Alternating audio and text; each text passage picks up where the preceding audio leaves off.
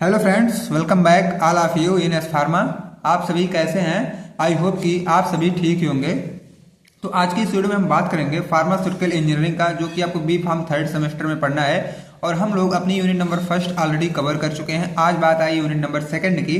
तो इससे पहले मैं आपको सिलेबस इंट्रो करा दूँ। हमारा सिलेबस है फार्मास्यूटिकल इंजीनियरिंग का, और यूनिट फर्स्ट जो है ऑलरेडी आपके इस चैनल एस फार्मा पर अपलोड हो चुकी है। अगर आप सब उसे वॉच नहीं किए हैं तो प्लीज डिस्क्रिप्शन बॉक्स में जाइएगा, वहां पे आपको एक सेपरेट प्लेलिस्ट मिलेगी फार्मास्यूटिकल इंजीनियरिंग का। वहां से आप सारी वीडियो को वॉच कर सकते हैं और विदाउट एनी कास्ट आप टेलीग्राम से इसके नोट्स भी डाउनलोड कर सकते हैं। ओके, एंड अब हम नेक्स्ट में बात करेंगे यूनिट नंबर सेकंड का। यूनिट नंबर सेकंड में आपका पहला चैप्टर है हीट ट्रांसफर। आज इस वीडियो में हम लोग हीट ट्रांसफर देखेंगे, इसके ऑब्जेक्टिव क्या होते हैं, एप्लीकेशन क्या होते हैं, और हीट ट्रांसफर के मैकेनिज्म क्या होते हैं, फोरियर्स लॉ क्या होते हैं। ठीक है, and heat transfer by conduction, convection and radiation, ये सारी चीजें हम लोग यहाँ तक के यूनिट नंबर सेकंड का जो हीट ट्रांसफर चैप्टर है ये हम लोग कवर कर लेंगे। ठीक है, बाकी नेक्स्ट में हम लोग हीट इंटरचेंजर एंड एक्सचेंजर हम लोग नेक्स्ट में कवर कर लेंगे। तो ऐसे धीरे धीरे करके हम लोग अपना सिलेबस खत्म कर लेंगे। ओके, अब देखो ये यूनिट नंबर सेकंड में जो हमारा हीट ट्रांसफर है ये होता क्या है। अब देखो हीट ट्रांसफर का मतलब हमारा यही होता है कि जब हीट एक जगह से दूसरी जगह तक ट्रांसफर हो, उसी को हम लोग बोलते हैं हीट ट्रांसफर। जैसे कि मान लो ये कोई रॉड है हमारी, ये कोई रॉड है, अगर हम एक कॉर्नर पे इसको गर्म कर रहे हैं, एक कॉर्नर पे क्या किए हम इसको गर्म कर दिए, तो यहाँ पे जब हम गर्म कर रहे हैं तो जब आप यहाँ भी टच कर रहे हो तो यहाँ भी आपको ये हीट दिखाई दे रहा है। तो ऐसे में क्या हुआ कि यहाँ हम गर्म किए, लेकिन हीट ट्रांसफर होते होते धीरे धीरे धीरे कुछ समय बाद ही यहाँ पे आ गई हीट और यहाँ भी ये जलने लगा। ठीक है, तो हीट का ट्रांसफर हुआ कि नहीं, मतलब हीट मूवमेंट कर गई, एक जगह से दूसरी जगह तक आई।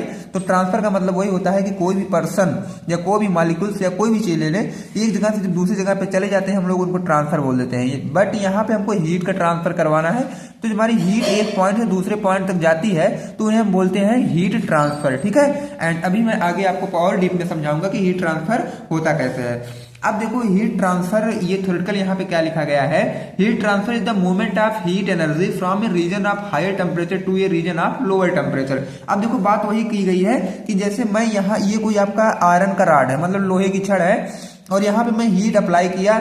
अब जब मैं यहाँ पे हीट अप्लाई कर रहा हूँ तो यहाँ पे टेम्परेचर ज्यादा रहेगा, क्योंकि मैं यही तो अप्लाई कर रहा हूँ, और इधर अगर इससे कंपेयर करेंगे तो टेम्परेचर कुछ भी नहीं है। तो हायर टेम्परेचर से लोअर टेम्परेचर की तरफ ही हीट हमारी फ्लो होती है। तो यहाँ पे जब हम टेम्परेचर अपना अप्लाई किए तो यहाँ पे टेम्परेचर ज्यादा है, तो ज्यादा की तरफ से लोअर की तरफ ये मूवमेंट हमारी हो रही है। तो इसी को हम लोग बोलते हैं heat transfer. Heat always flow from higher temperature to a lower temperature. आप लोगों ने देखा कि हमारी हीट जो है ये हायर टेम्परेचर से लोअर टेम्परेचर की तरफ हमेशा ये फ्लो करती है।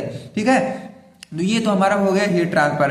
अब देखो इसके ऑब्जेक्टिव क्या है, जैसे आप लोग हीट ट्रांसफर जान लिए, अब इसके ऑब्जेक्टिव क्या होते हैं। ऑब्जेक्टिव का सेंस ये है फ्रेंड्स कि इसका उद्देश्य क्या है। जैसे हम लोग हीट ट्रांसफर अगर अपने फार्मास्यूटिकल इंजीनियरिंग में पढ़ रहे हैं तो इसका कुछ उद्देश्य रहा होगा। जैसे हम कोई भी काम करने जाते हैं तो इसका कोई एम होता है ना, तो ये ऑब्जेक्टिव मतलब हीट ट्रांसफर का उद्देश्य क्या है। सबसे पहला तो ये है to transfer heat from a hot region to a cold region. अगर देखो हमको हीट ट्रांसफर करना होता है एक हॉट रीजन से कोल्ड रीजन के लिए, तब जाके हमको क्या है हीट ट्रांसफर का पहला यूज हो गया। दूसरा क्या है, to maintain temperature of machine equipment etc।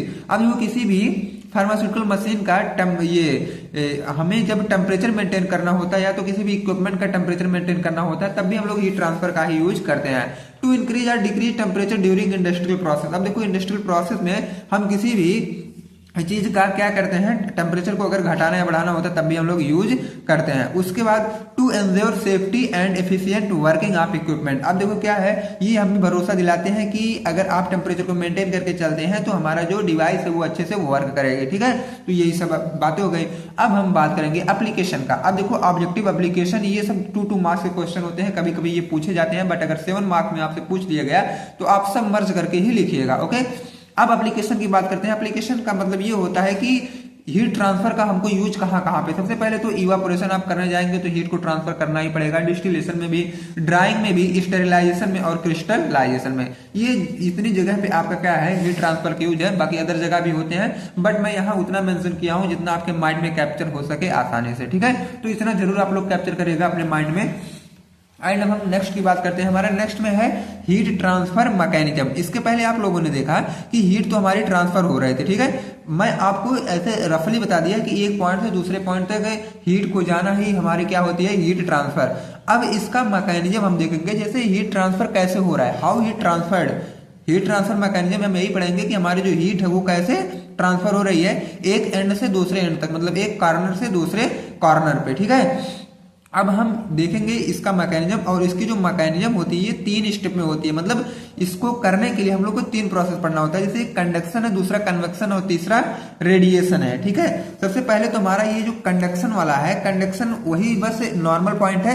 Conduction हमारा यही है कि हम एक पॉइंट पर अगर हीट दे रहे हैं तो दूसरा पॉइंट में हमारा हीट हो जा रहा है, तो क्या हुआ, यहाँ पे छोटे छोटे पार्टिकल्स या मॉलिक्यूल जुड़ के तब यहाँ तक बना है। तो पहला मॉलिक्यूल्स या पार्टिकल जब हीट मतलब गर्म हो जाएगा तो वो ट्रांसफर कर देगा अपना हीट दूसरे में, दूसरा जब गर्म हो जाएगा तो तीसरे में, तीसरा चौथे में, चौथे पांचवें में से कंटिन्यू चलता रहेगा। तो जब लास्ट कॉर्नर पे आ जाएगा वहीं पे ये अपना एंड हो जाएगा।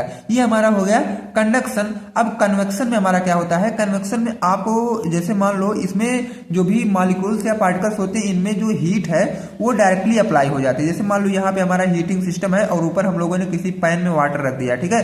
तो पैन में वाटर जब हम गर्म कर रहे हैं तो डायरेक्टली हमारा जो हीट है मॉलिक्यूल से अटैच हुआ, और यहाँ के जो मॉलिक्यूल्स है पानी के ये एक बार ऊपर जाएंगे, फिर ऊपर वाले नीचे आएंगे, फिर जब ये गर्म हो जाएंगे फिर ऊपर जाएंगे, फिर ये नीचे, ऐसे से करके हमारा वाटर भी गर्म हो जाता है। तो हीट ट्रांसफर हो रही है ना, ये देखो डायरेक्ट हीट यहाँ गई, यहाँ के मॉलिक्यूल्स को ऊपर भेजा, फिर ऊपर वाले फिर नीचे आए, फिर गर्म हो गए, फिर ऊपर गए।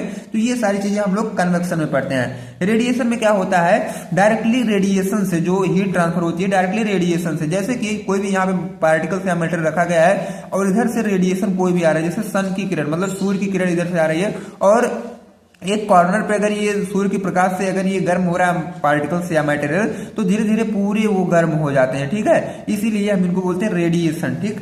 अब देखो, अब हम इनको डिटेल में देखेंगे, कंडक्शन, कन्वेक्शन और रेडिएशन को। सबसे पहले हम बात करेंगे अपने कंडक्शन की। सेम वही जो मैं ऑलरेडी आपको बता दिया, यही हमारा कंडक्शन है। In this heat transfer in a solid in a series. अब देखो ये जो हीट ट्रांसफर होता है किसी भी सॉलिड के सीरीज में, in this particles are directly connect with each other. इसमें जो पार्टिकल्स होते हैं यहाँ पे आपको दिख रहे हैं वो एक दूसरे से डायरेक्टली अटैच होते हैं, and heat transfer through one by one.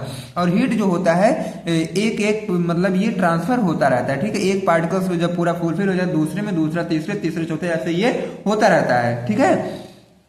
यहां तक आप सभी को समझ में आया होगा। एंड अब हम नेक्स्ट की बात करते हैं, in this particles must be stationary. अब इसमें देखो ये जो पार्टिकल्स होते हैं ये इनको स्टेशनरी होना बहुत जरूरी हो जाता है। ऐसे नहीं है कि ये पार्टिकल्स ही ऊपर नीचे रोटेट करने लगे, ऐसा नहीं है। ये क्या है, एक स्टेबल फॉर्म में ही रहना इनका जरूरी हो जाता है। And heat transfer temperature gradient, और इसमें जो हीट ट्रांसफर की टेम्परेचर होती है वो भी टेम्परेचर ग्रेडियंट होता है, मतलब टेम्परेचर हमेशा चेंज होता रहता है। Heat transfer from high region to low region temperature.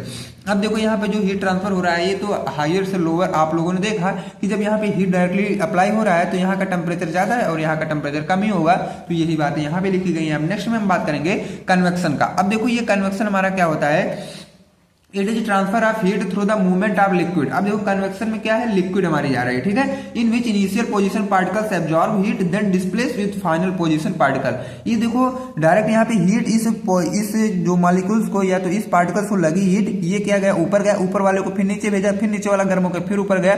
तो कुछ इस तरह हमारी क्या हीट की ट्रांसफर हो जाती है कन्वेक्शन में, ओके। एंड अब हम नेक्स्ट की बात करते हैं। नेक्स्ट हमारा आता है रेडिएशन, ठीक है। अब देखो ये रेडिएशन हमारा क्या होता है, रेडिएशन मतलब आप लोगों ने इसको पहले जाना कि रेडिएशन मतलब सन की जो प्रकाश या सूर्य की जो किरण आती है उसको हम लोग बोलते हैं रेडिएशन से, ठीक है।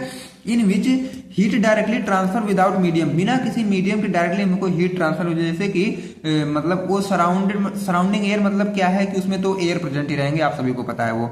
Like as electromagnetic wave and sun heat for vaporisation, ठीक है।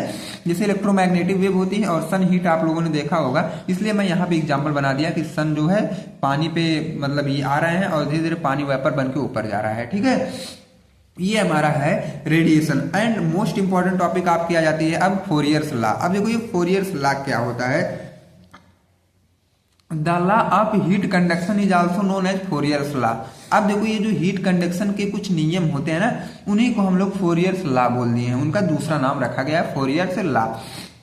अब इसमें देखो क्या होता है, इट स्टेट दैट, ये क्या कहता है, the time rate of heat transfer through a material is proportional to the negative gradient in the temperature and to the area. मतलब ये है कि किसी मटेरियल मतलब किसी भी पार्टिकल्स या मटेरियल के माध्यम से समय के साथ हीट का ट्रांसफर उसके टेम्परेचर के नेगेटिव ग्रेडियंट होता है, ठीक है, और सरफेस एरिया के डायरेक्टली प्रोपोर्शनल होता है। ओके, ये हमारे बोलते हैं कौन, फोरियर लॉ। अब the Fourier's equation of heat conduction is express as a equation. अब इनको हम लोग क्या किए, किसी एक इक्वेशन के हेल्प से इनको एक्सप्रेस किए, जैसे कि Q इक्वल टू ये आपका constant minus K into A into D T upon D X. अब देखो Q इक्वल टू हमारा क्या है, rate of change of heat transfer, और A इक्वल टू आपका क्या है, एरिया ऑफ वॉल, ठीक है, and D T equal to change in temperature, and D X equal to thickness of wall, and minus K मतलब ये आपका constant है। ओके, एंड अब हम लोग नेक्स्ट में देखेंगे, नेक्स्ट हमारा है अकॉर्डिंग टू लॉ। अब थोड़ा सा यहाँ पे हमें मैथमेटिक्स देखना पड़ेगा। अकॉर्डिंग टू लॉ, लॉ के अकॉर्डिंग हमारा क्या है, Q is directly proportional to A, मतलब rate of change of heat transfer ये डायरेक्टली प्रोपोर्शनल है एरिया ऑफ वॉल के। एरिया ऑफ वॉल, ए मतलब एरिया ऑफ वॉल या तो सरफेस एरिया, और Q मतलब हमारा होता है rate of change of heat transfer. अब देखो Q is directly proportional to dt। dt का मतलब होता है हमारा चेंज इन टेम्परेचर। जितना जैसे टेम्परेचर चेंज होगा उतना ज्यादा rate of change of heat भी ट्रांसफर होगा, ठीक है। अब यहाँ पे Q is inversely proportional 1/dx, ठीक है, जस्ट यहाँ पे अब उल्टा हो रहा है, ठीक है। अब देखो सो मतलब होता है इसलिए Q is directly proportional to A into D T upon D X, ठीक है। अब यहाँ तक आप लोगों ने समझा। अब देखो ये फाइनली हमको क्या मिल रहा है, वही इक्वेशन जो मैं आपको अभी जस्ट आप लोग पढ़ के निकले हैं, just Q equal to minus K A into D T upon D X, जहाँ पे हमारा ये Q मतलब हमारा होता है rate of change of heat transfer, and हमारा ये जो dt हमारे होते हैं ये है change in temperature, and dx मतलब हमारे होते हैं थिकनेस ऑफ वॉल, और k आपका कांस्टेंट है, a आपका सरफेस एरिया है। ओके, आई होप कि आप सभी को समझ में आया होगा। अगर कहीं भी समझ में नहीं आता है तो आप लोग कमेंट बॉक्स में कमेंट जरूर करिएगा, मैं तुरंत रिप्लाई दूंगा। एंड आप लोग व्हाट्सएप ग्रुप भी ज्वाइन करिए, जहाँ पे आपको लेटेस्ट अपडेट एंड नोट्स वगैरह ये सारी चीजें आपको वहां पे मिलती रहती हैं, ठीक है। Heat transfer by conduction, convection and radiation. अब देखो इसमें क्या होता है, आप लोगों ने ओवरव्यू, कंडक्शन, कन्वेक्शन ये सारी चीज को देख लिए हैं, ओवरव्यू, ठीक है। अब इसमें देखो क्या होता है, the process of transmission of energy from one particle of the medium to another with the particles being in direct contact with each other. वही हुआ कि एक पार्टिकल दूसरे पार्टिकल जब डायरेक्टली अटैच होते हैं तो उस प्रोसेस या कंडीशन को हम लोग बोलते हैं कंडक्शन, ठीक है। एंड कन्वेक्शन का क्या है, the movement of fluid molecules from higher temperature region to lower temperature region. अब देखो क्या है, फ्लूइड का जो फ्लूइड के मॉलिक्यूल्स हैं जब इन पर टेम्परेचर पड़ता है तो जहाँ पे ज्यादा टेम्परेचर पड़ता है वहां के मॉलिक्यूल्स मूव हो जाते हैं, और जहाँ पे नहीं होता वहां पे चले जाते हैं, ठीक है। तो मतलब यही है कन्वेक्शन में। और रेडिएशन आप लोगों ने समझा इसके पहले, in which heat direct transfer without medium, बिना किसी मीडियम के, जैसे वहां पे सराउंडेड एरिया में एयर तो जरूर रहेगा, ठीक है। अब देखो एग्जाम्पल क्या है, sun heat to water for vaporisation. आप लोगों ने इस एग्जाम्पल को जरूर देखा होगा कि जब सूर्य की किरण निकलती है तो जब ये एयर फ्रेंड्स वाटर पे पड़ती है तो वाटर वेपर बन के ऊपर जाने लगता है, और ये ज्यादातर आपको ठंडी के सीजन में जस्ट अब दिखाई देगा। इस समय ठंडी का सीजन भी चल रहा है तो अब दिखाई देगा आपको, ठीक है।